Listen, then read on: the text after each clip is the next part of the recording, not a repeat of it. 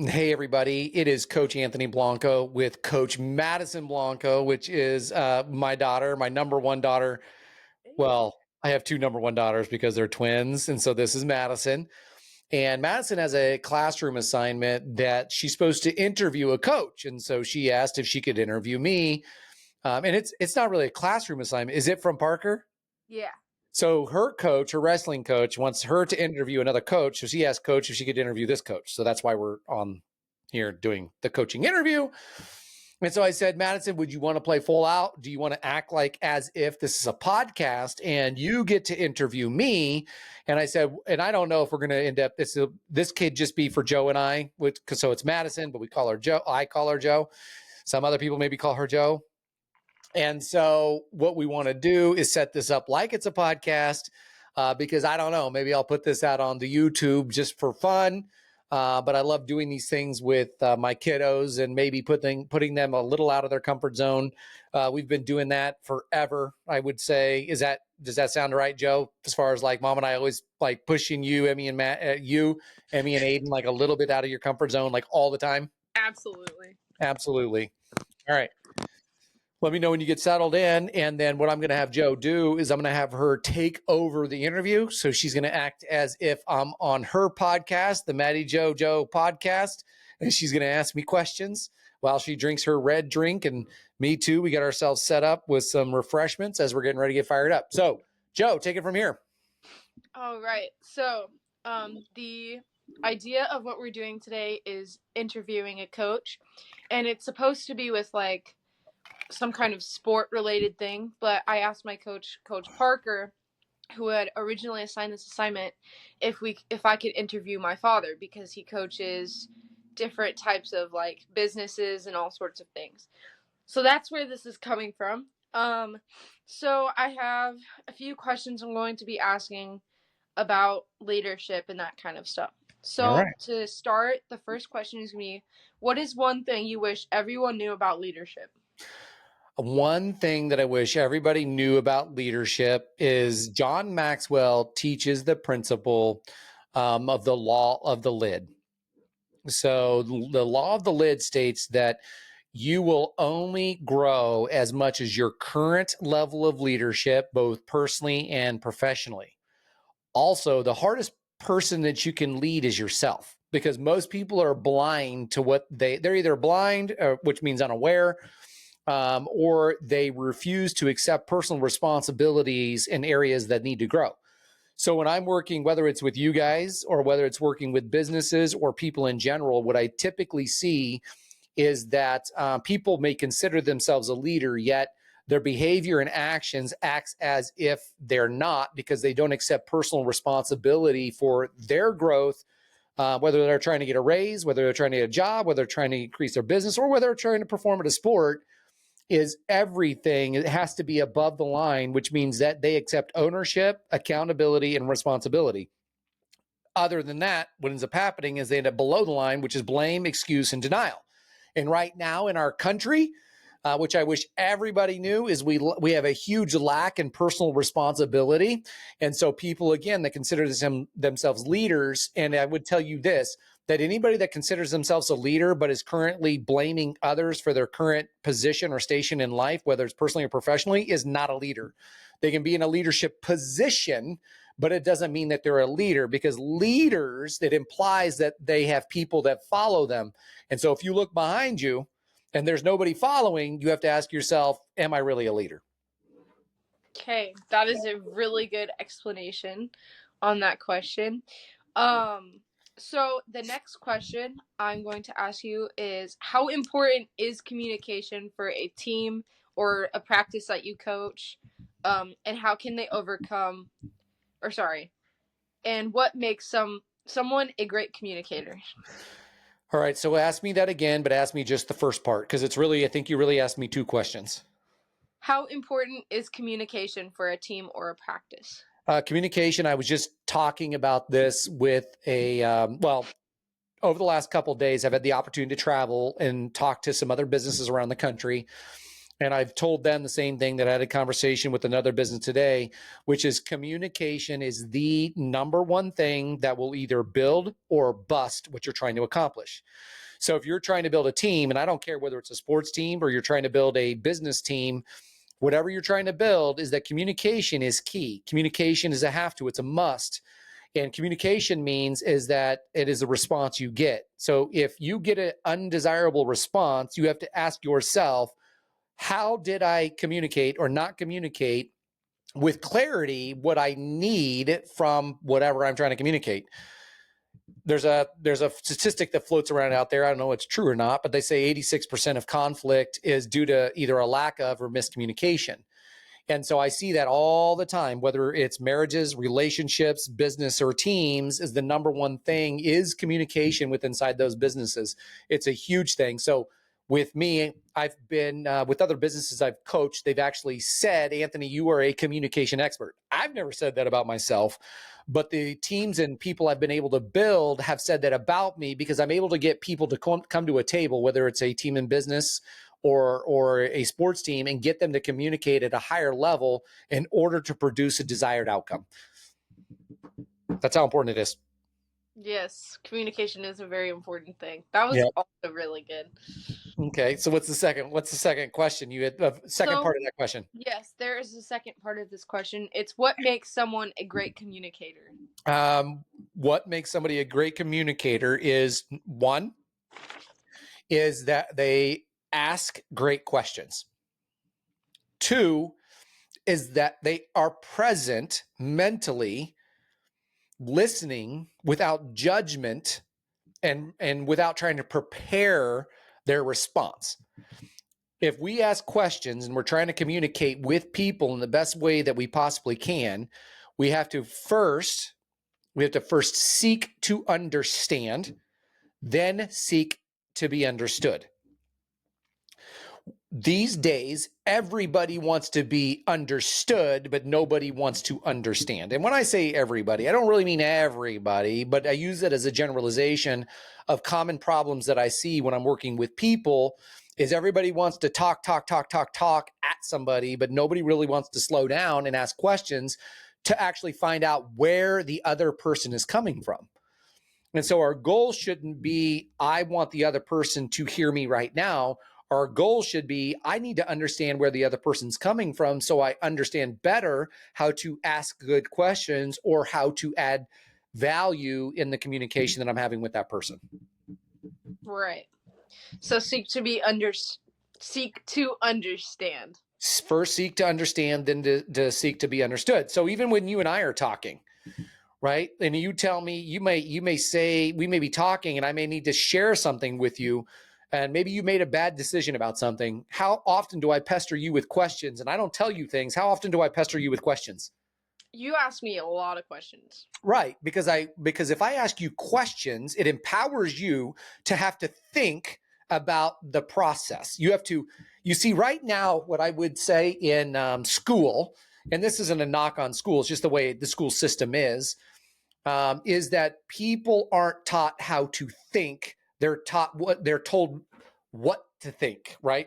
And what we have is after people graduate, whether it's from high school or college, is a bunch of people that have to end up following rules. And when they fall outside the parameter of their job description, they don't know what to do. But if we empower our students, if we empower our athletes to start to think through asking questions, they will become much more educated on how to make the best decision moving forward in anything. And I want kids and I want teams and I want, whether it's sports teams or business teams, is I want an empowered group of people able to think and process strategic information. And I don't care if it's from the entry-level position or the C-suite. C-suite means CEOs, CFOs, CMOs, stuff like that. I want them all thinking at a higher level through asking questions as opposed to just talking a lot. Right, that makes sense. Yep. Okay, and that leads us to our third question.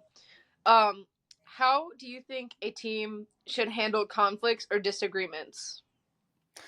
What did I share earlier? What was one of the things I shared at the first part of the question? The second question, or like in the The very second question, what did you write down about what I said first? seek to understand. That's right. So in any conflict or disagreement, again, what do we have to do? We have to repeat what I wrote. Seek to understand. I mean, what I said. Yeah. First seek. Say it out loud. First First, seek. seek to understand, and then seek to be understood. That's right. So that's the answer. And what you have to do is you have to work through conflict resolution, and you can't have selfish ambition, which means when I'm going into conflict resolution, I have to argue and present the problem, not the person. What most people end up doing is they're more about trying to prove that I'm right, or my as opposed to proving the principle and the position is right or wrong.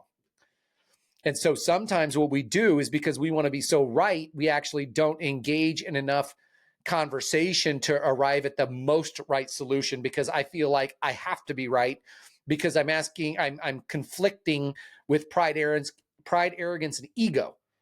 And pride, arrogance, and ego, when we lead with that, with conflict, that is the downfall of any relationship or business or team. So number 3 was what in a nutshell? First, what's the answer? First, Seek to understand. then, Seek to be understood. that's right. But you have to do that selflessly, not selfishly. Okay, so what I have for that, I have you can't have selfish ambition, and then right under that I underlined selfish ambition, and I wrote pride, arrogance, and ego to basically overall Yeah, explain what that could be. And then I have where you said it could be the downfall of business or relationships. that's right. Okay, so that's a summary of that question. Um, Number 4 is, how does a team captain or anybody in a group balance the relationship of being a leader with their personal performance? Say it again. How does a team balance the responsibility of being a leader with their personal performance? How do they balance a leader? How does a leader balance the responsibility of being sorry, this question is just worded so weirdly. There's so many words in it. Let me see.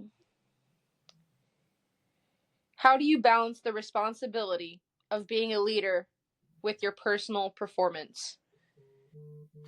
I don't think there is a balance. I think it's the same thing. I don't like when I hear that question, it makes me think. I mean, I think it's the same thing. I don't think it's any different. Your leadership is your personal performance. Right. So I don't, to me, that's the same thing. And that's what I would always teach. Okay, that makes sense. It's just a weird question. Reading it Yeah. out loud kind of makes it seem like Yeah. I mean, you can, it's because also there's, fine. yeah. And there's all different ways you can lead. You could lead by your words. You can lead by your care. You can lead by your performance, right? So all those things are leadership capabilities, because you might have, when you're building a team, you might have somebody that leads by their performance, like for wrestling on the mat, right? So they're just crushing. They have a ridiculous work ethic, but they don't say much. You might have other people that maybe they're not the greatest wrestler, but man, they're inspiring and they're loving and they're caring and they look after people, and they may help. Like if a teammate leaves something behind, they're like running around gathering up bags and stuff for people. That's leadership from a different level. So I don't separate leadership and personal performance. To me, it's all the same thing. Yeah, that makes sense. So the next question would be, what advice would you give someone who is struggling to motivate or unite their team? What would I say to somebody that is struggling to motivate, who is struggling to motivate and unite their team? So the way that I think the question is being asked is that I want to motivate my team. Is that correct? Yes. Is that what you're saying? Is like I want to motivate my team? So if somebody's struggling with motivation, how would you help them? If somebody was struggling with motivation, what I'd have to do is ask a lot of questions to find out why they're doing what they're doing in the first place. Because, and here, I just saw this on Facebook earlier today, is somebody had a great picture of motivation versus discipline.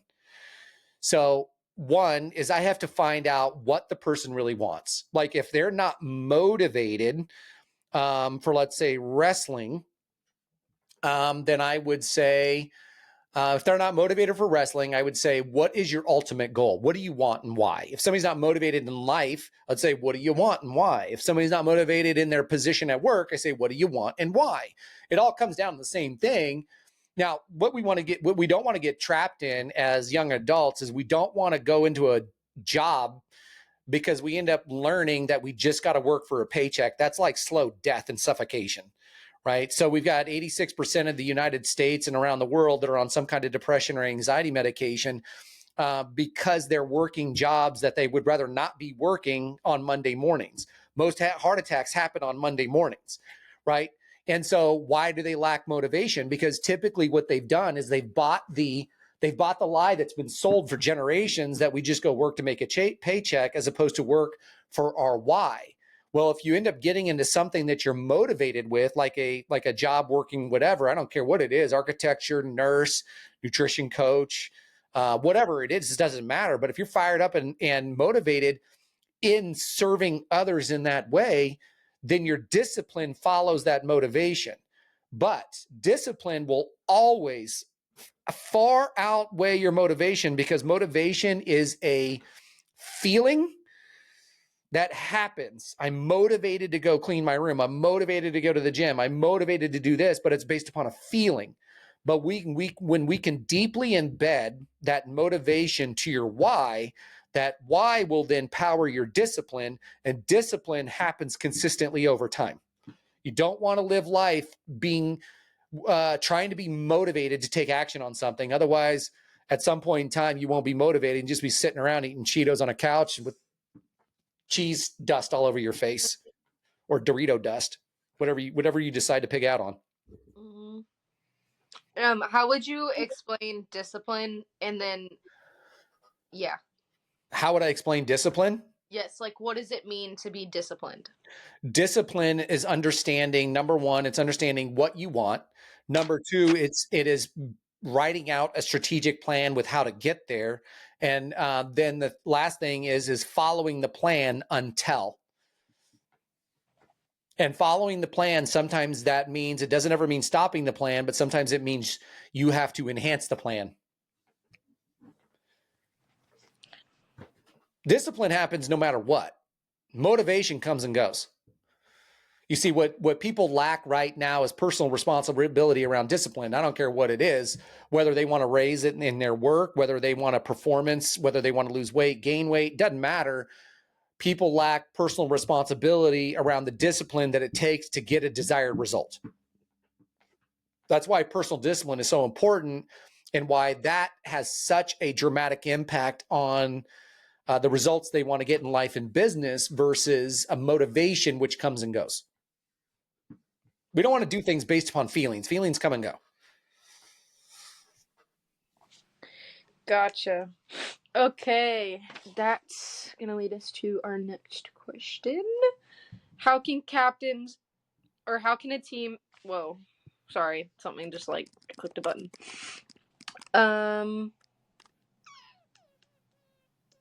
How can captains encourage accountability within the team without being overbearing? You have to, okay. So go back to the answer to the second question. What was the main answer? First? For the second question? I think it was. Yeah, I think it was the second question where I said first. Seek to understand. Then seek. To be understood. Right. So understand where your teammate's coming from, understand why they're doing what they're doing, and then be understood with holding them accountable to what they said they wanted. You can't hold somebody accountable to something they didn't agree to. So, for example, if you're a leader on a team and somebody hasn't shared with you what their goal is, but you make an assumption of what it should be, you're trying to hold them accountable to something they never agreed to. That's unfair.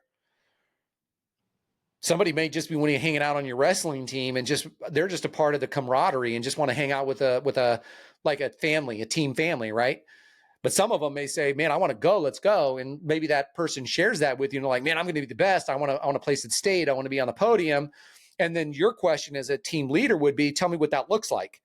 Mm-hmm. And they're like, well, I want to be on the podium and I can imagine. Yeah, but tell me what that looks like day to day. Well, I'm going to do this and I'm going to do that. Okay, so, but how are you going to lift? How are you going to eat? How are you going to get sleep? How are you going to do these things?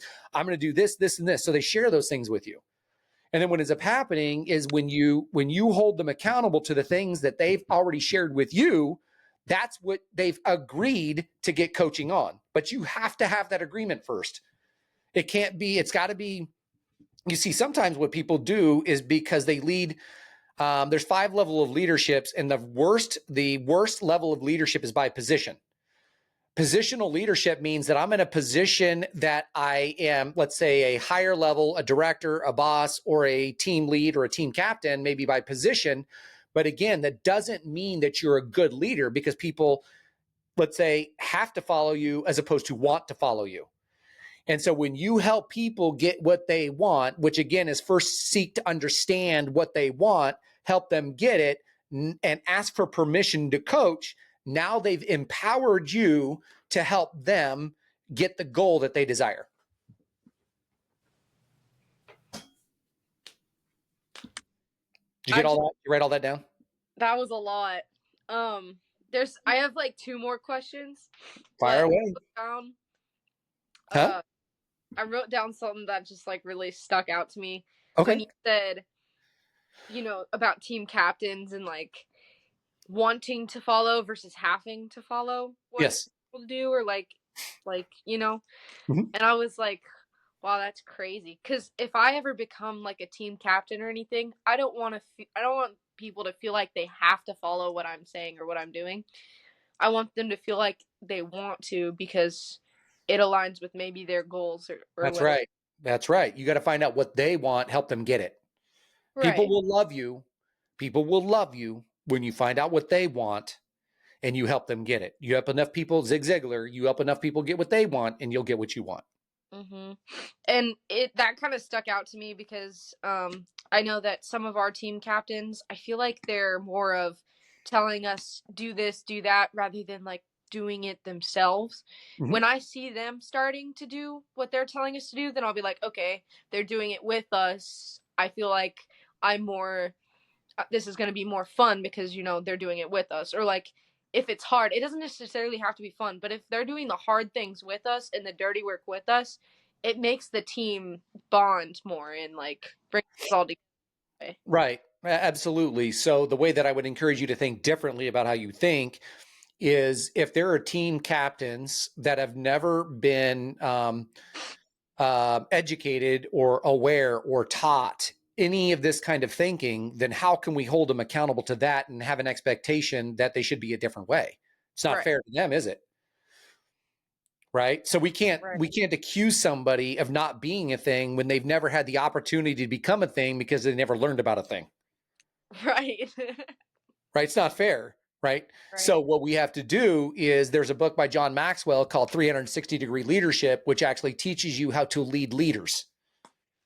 So it teaches you how to lead your leaders, teaches you how to lead your peers, and it teaches you how to lead people below you. Who was that book by? John Maxwell, 360-Degree Leadership. Okay. Right. And so again, you just have to be focused. Like, if you want to help your leaders, then you be an example of the leader you want them to be. Be an example of a leader you want them to be. Yeah. Okay.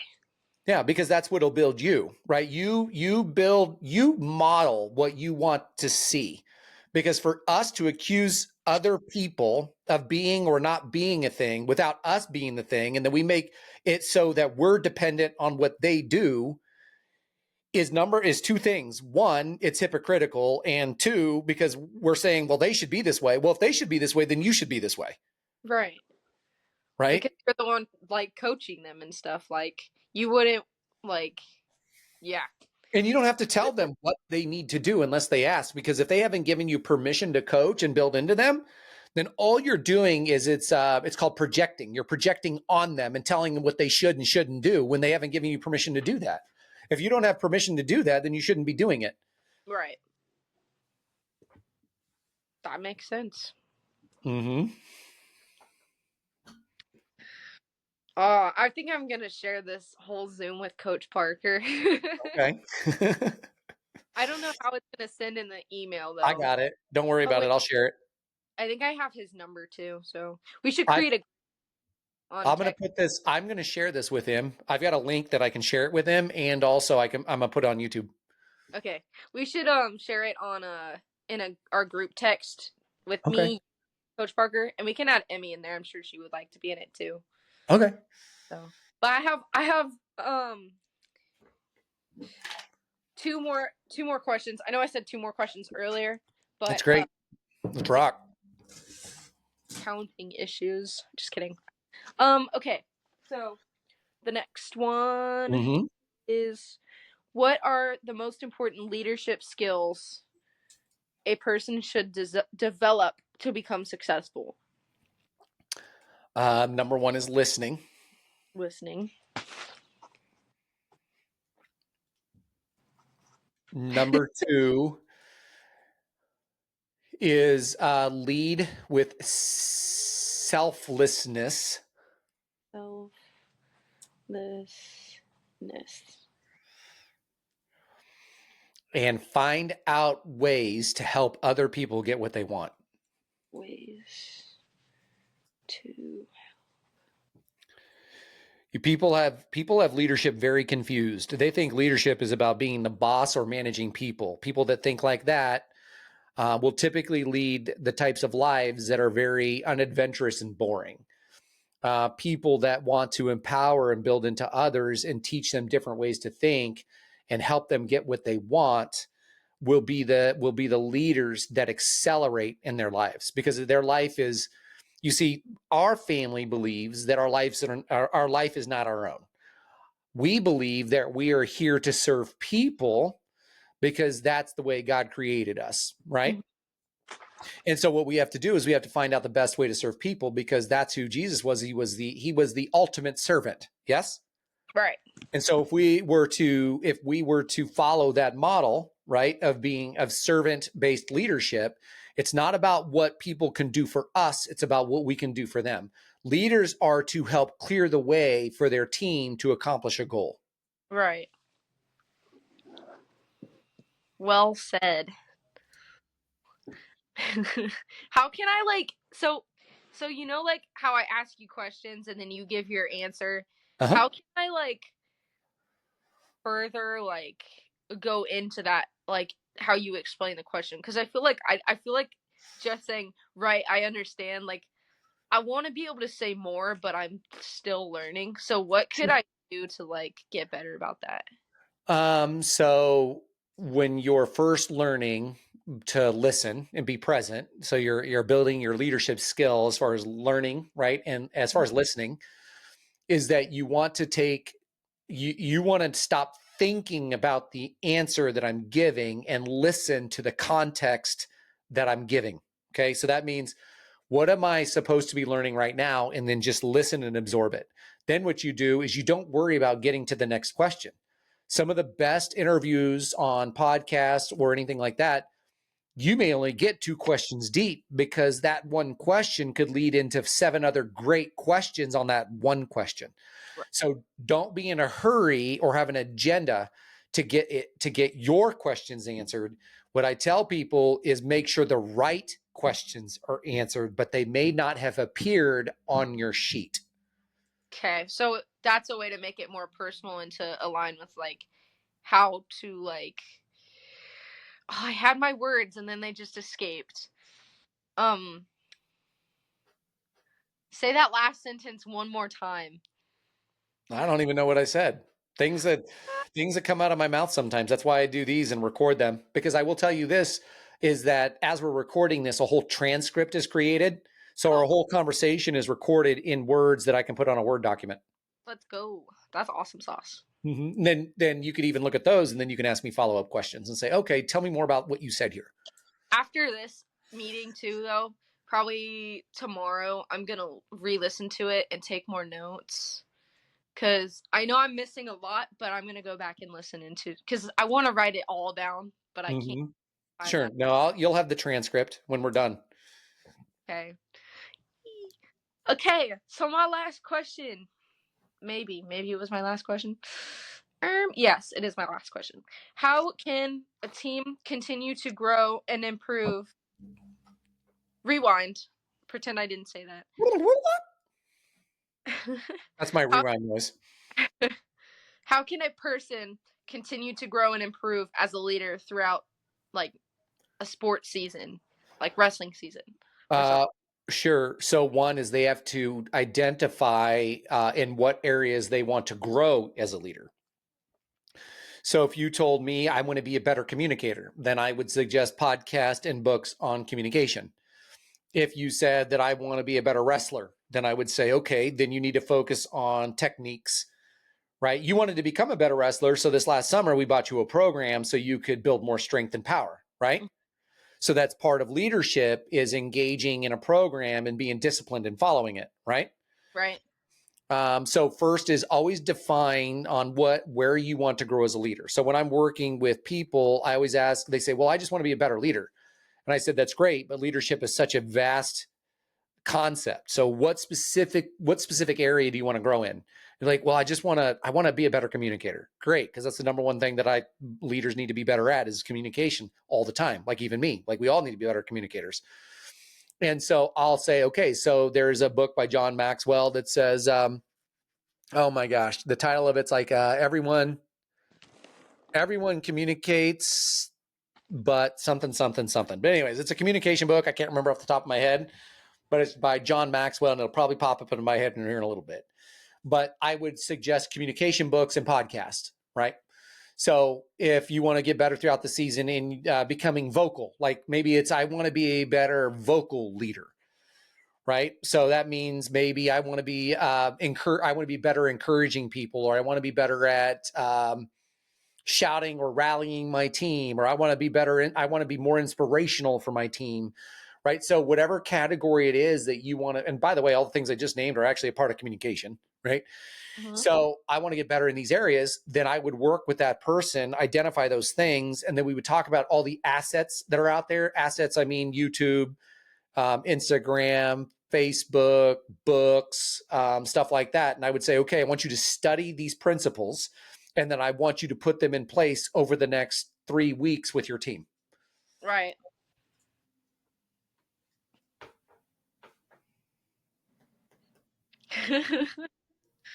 So if I wanted to get better at growing my discipline, what would you, like, I guess, recommend me doing? Like, you know what I'm trying to say? I would say, what do you want? You would write it down. Then I would have you map out the steps to do that. So like if somebody said, if you said, I want to be better at doing personal development in the morning, I'd say, okay, how often do you want to do it? You'd say, I want to do it 5 days a week during Monday through Friday. I'd say, okay.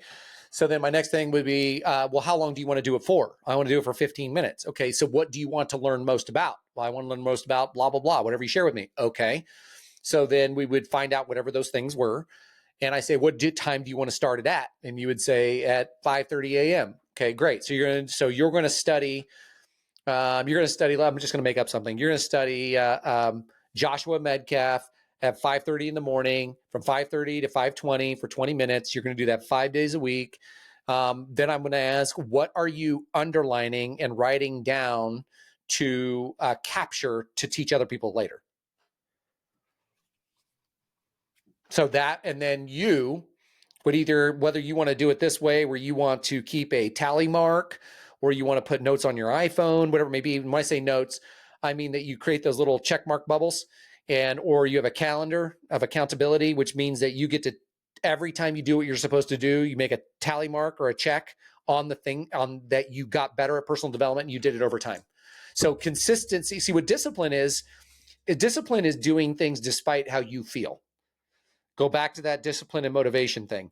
Like people like, well, I don't feel like getting up in the morning. I'm like, I don't really care what you feel like. You told me that you want to make a difference in your life, but you keep on doing the same old stuff. And so I always tell people it's like a dog returns to its vomit. So a fool returns to his follies. Right. So you're going to keep on, a person will keep on returning to their vomit or keep on returning to their follies because they do things based upon emotion, not planned, intentional, strategic discipline. And it doesn't have to be crazy. It doesn't have to be like, oh, I'm going to do 4 hours of personal development tomorrow morning, and I'm going to do that 5 days a week, and I'm going to do some YouTube channel stuff, and I'm going to create this following. No, do 5 minutes of personal development, 5 days, take one nugget and maybe post about it every single day to hold yourself accountable. So smaller steps. You want to start small and start small. It's all about progression is what That's right. Yeah. It's about progression, not perfection. Gotcha. Progress over perfection. That's a good one. That's right. All right. And that about wraps up all my questions. I'm going to review the back side of my paper just to see. Yeah, all I have to do is fill out what I learned, and then I turn it into Coach, which we're also video to Coach. That's right. See all the things that I learned. That's right. And I gotta use the bathroom so bad. Okay.